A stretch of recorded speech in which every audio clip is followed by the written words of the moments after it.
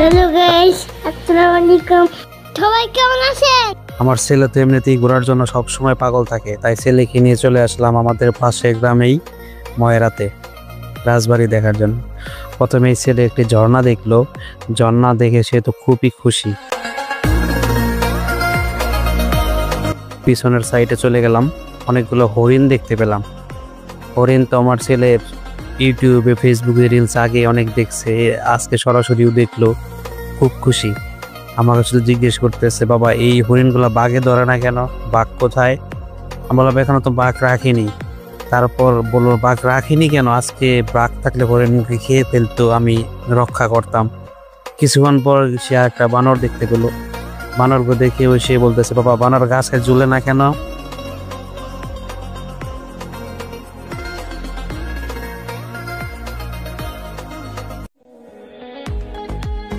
সে বানরের সাথে অনেকক্ষণ মজা করলো, তারপরে নিজের ইচ্ছে মতো দৌড় দিয়ে সে আর একটা সাইডে চলে আসলো। এখন আমরা লেকের উত্তর পাশে চলে গেলাম। উত্তর পাশের এনভায়রনমেন্ট অনেক সুন্দর, তার মনে শুধু খুশছে না খুশছে। তারপর আমরা পুকুরের মধ্যে গিয়ে মাছ দেখতে থাকলাম। তাকে জিজ্ঞেস করলাম এটা কি মাছ, সে সুন্দর করে উত্তর দিল এটা হচ্ছে গোলফিশ।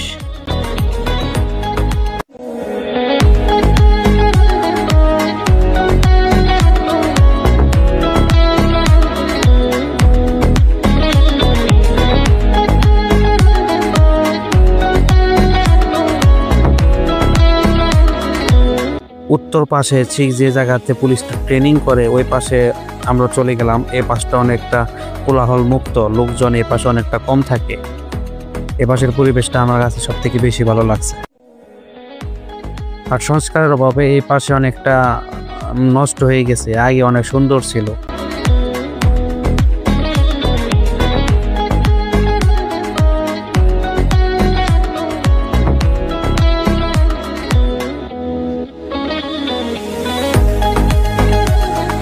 তো বন্ধুরা দেখতেই পাচ্ছেন লোকেশনটা সেই।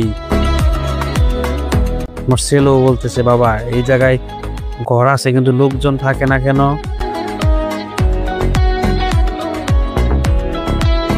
তারপর আমরা একদম ফ্রন্টে চলে আসলাম রাজবাড়ির। এখানে অনেকক্ষণ হাঁটাহাঁটি করলাম।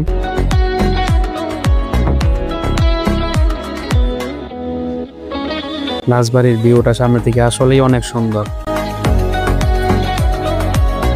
ঘুরতে ঘুরতে আমাদের বাবা ছেলের ঘোরাঘুরি শেষ, পুরাটা ঘুরে ফেললাম। এখন আমরা চলে যাব। সবাই ভালো থাকবেন, দেখা হবে অন্য কোনো সময়। আল্লাহ হাফেজ, আসসালামু আলাইকুম।